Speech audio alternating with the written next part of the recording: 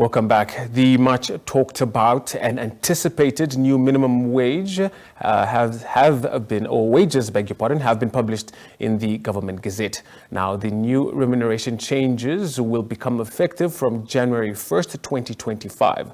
The gazette states that the minimum wage for employees in Namibia will be 18 Namibia dollars per hour. Now, to get a reaction, I'm now joined by Job Muniaro, beg your pardon, the Secretary General of the National Union of Namibian Workers, NUNW. A very good evening to you, Job. Thank you very much for joining us on Business Today. Good evening. Thank you for having me here. Now, the government just announced that the new minimum wages have been gazetted. What's your reaction to this news? What is the union's position now? You see how happy I am. So that's almost the position. You see, government is just one component of the lawmakers. They have not implemented the minimum wage just because they want to do it.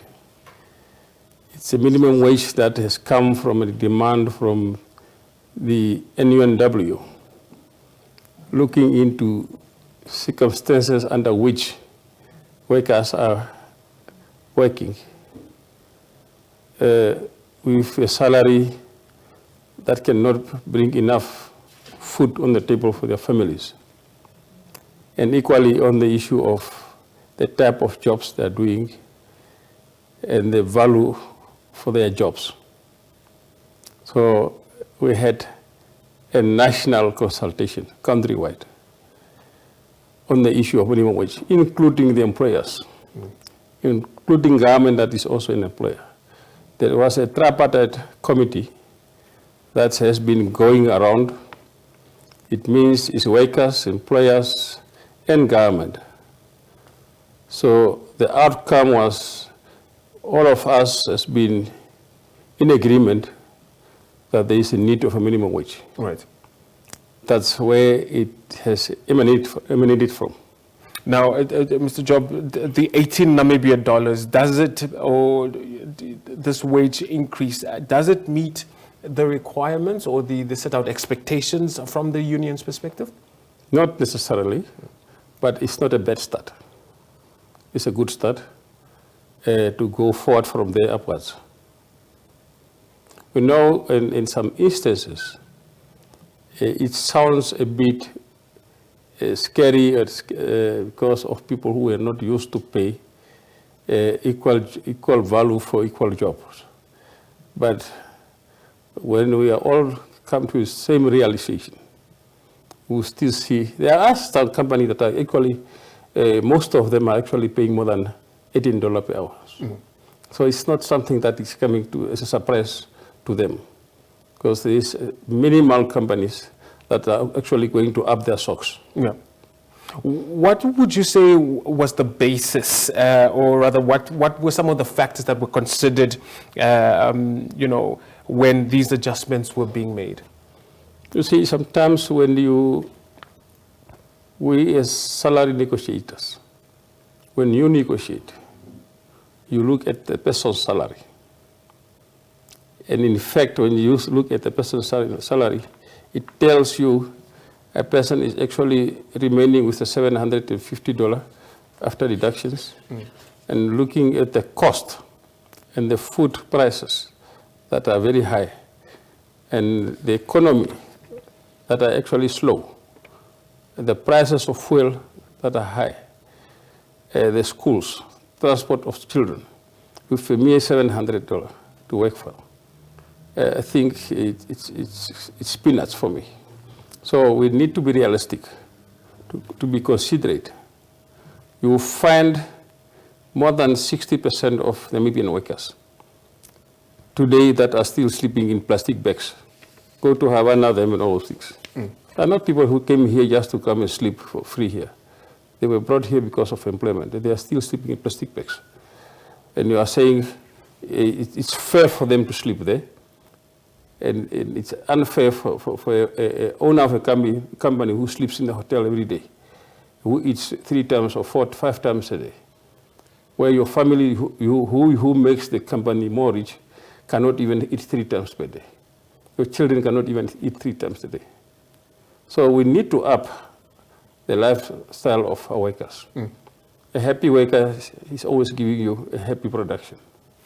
The main question that I want to put to you is for how long, as the union, would you like these adjustments to last for, or especially before consideration and looking at future adjustments or future negotiations, given the fact that the cost of living keeps on increasing and changing all the time? It depends from ourselves. The economy can only be upped or grown by the hard work of the Namibian workers. If the Namibian workers does not work harder, the economy will not grow. And if the employers, the owners of the companies, does not consider the importance of workers in terms, including government, in terms of economic growth, there will be a slow pace in terms of economic growth. When the economic growth is faster, the salary of workers will definitely be faster and higher. So it depends on how we open up our hearts, how we become honest and truthful to the Namibian workers or to ourselves as a country. Equally, Namibia deserves to have all Namibians a rich nation. Our minerals, our products, our resources in this country, if we add value to it, we create more jobs, we change lives of people. Instead of doing that, we export raw materials and export jobs because they are going to create jobs in terms of value addition on the other side.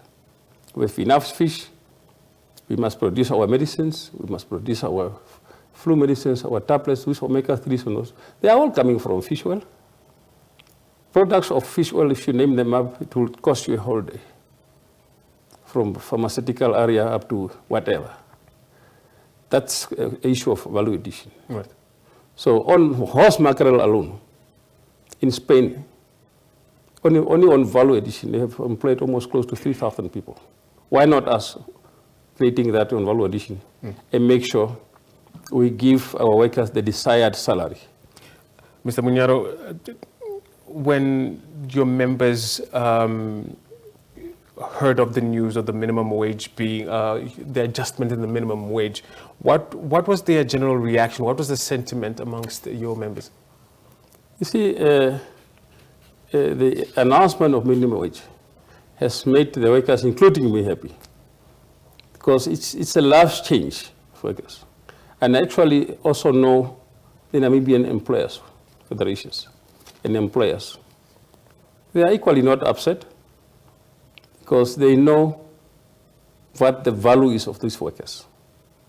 Because as I said, more than 70% of Namibian workers are already paying above the benchmark of $18 per hour. So it's not a surprise to them. It's a welcome effort from the side of government, even though there are some sectors that are actually been receiving lower than that. But if you look into the issue of percentage, I think there is no insult to the Namibian people, Namibian workers and employers, in terms of accepting the minimum wages. I want to draw your attention to a very specific issue, and that is, of course, the one on domestic workers who start from 12 Namibia dollars, now going to 18 Namibia dollars over the next 3 years. The critics are questioning whether domestic workers will be affordable, considering the fact that many other workers will earn close to what domestic workers will earn. How will they afford having domestic workers then? You see, this is people that must be actually be worried, because you see, domestic workers in any given home, they're playing the role of a father and a mother figure at any domestic house. They cook for you, they clean for you, they do whatever. They are also the people who work with risky things. They are not actually electricians, they will deal with washing potters, chemicals, all those things, to clean the floors, to clean the environments and all those things. So why would you want to have a domestic worker that raised your child to a stage where the child becomes a doctor, engineer, and you are not valuing such a person that has been very truthful and honest to your child? Right. Actually, most of the children are valuing the domestic workers as their true parents. They are missing them. So it's something that we need actually to value and love. So for domestic workers to get the $18, it's not a surprise. For me, I could have said, we must actually be the ones to praise them, because when you go 6 o'clock to your workplace, you only come back 6 o'clock. Right. When you find everything, you eat breakfast from her, you eat dinner from her. What time are you having to cook? You eat lunch from her. The kids are eating lunch from her. He's collecting the kids at school. He's actually doing the paternal and maternal part of a child. So they deserve actually to be treated more. They're actually a second wife to some houses. Right. Yeah. Job, how, with the new gazetted wages, what mechanisms are in place or will be put in place to ensure compliance? And how legally binding really are these adjustments? And as a union, how will you ensure that employers will fully respect these minimum wages? That's something that we need to see, because where there is a law, there is always systems of implementations and monitoring. That's why we have the Ministry of Labor that has capable and trained, experienced labor inspectors that knows their jobs. They are not police officers. Right. They are just there to make sure that the law is respected, the rights of workers are respected, the rights of employers are respected. So I think when we put our hearts together, the way we have done it together with the formation of a minimum wage, yeah, I think the implementation plan shouldn't be difficult, because we are actually implementing what we have set for ourselves as a tripartite partner. I mean, just on that point quickly, because we are completely out of time, there are already some employers who are not complying with the current minimum wage. Is it really necessary to keep on implementing new changes, Job, if the old regulations are not being adhered to at all? You see, when you don't adhere to a regulation, it means you are a lawless citizen. You don't respect other people's rights. You don't even actually respect the laws of this country. How do you want me to actually make another plan for a person who is reckless in terms of respecting other people's rights and equally respecting the law? Right. That's not possible.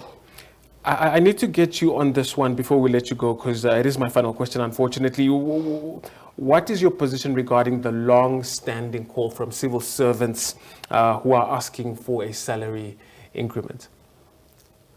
I don't know. Why are you saying long? As we speak now, we have no problem with civil servants. We have actually negotiated 2 years ahead. This year is finished, the next year is already finished. What long are they waiting? There's nothing to wait for long. It's just a matter of adjusting your salary agreement in terms of the agreement that was signed. Right. We have nothing. We have already negotiated, we have already closed the chapters of negotiation for the next 2 years. So there's nothing of long awaited. Right. We will be paying a close attention to the union and how you essentially look at keeping an overview on the implementation of this new gazetted wages. Thank you very much, sir, for your time. Thank you very much. And equally, we actually are careful when we speak about protection of jobs. Mm. We have a policy of industrialization that we actually does not make it possible to be realized by protecting foreign imports against the Namibian products. Right. It's a speak now, we are at the risk of closing Dinapama, the factory close to you here, because our own laws does not protect it.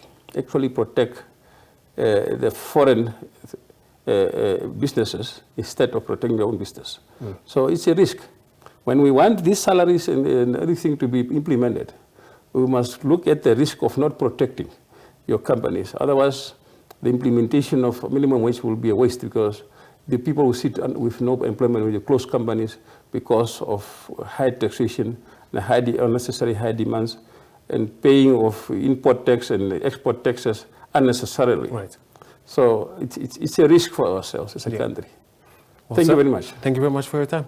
All right. Well, that was Job Muniaro, the Secretary General of the National Union of Namibian Workers, NUNW, giving us the union's reaction on the minimum wages that were recently published in the Government Gazette. The new remuneration changes will become effective from January 1st, 2025. Now, the Gazette states that the minimum wage for employees in Namibia will be 18 Namibian dollars per hour.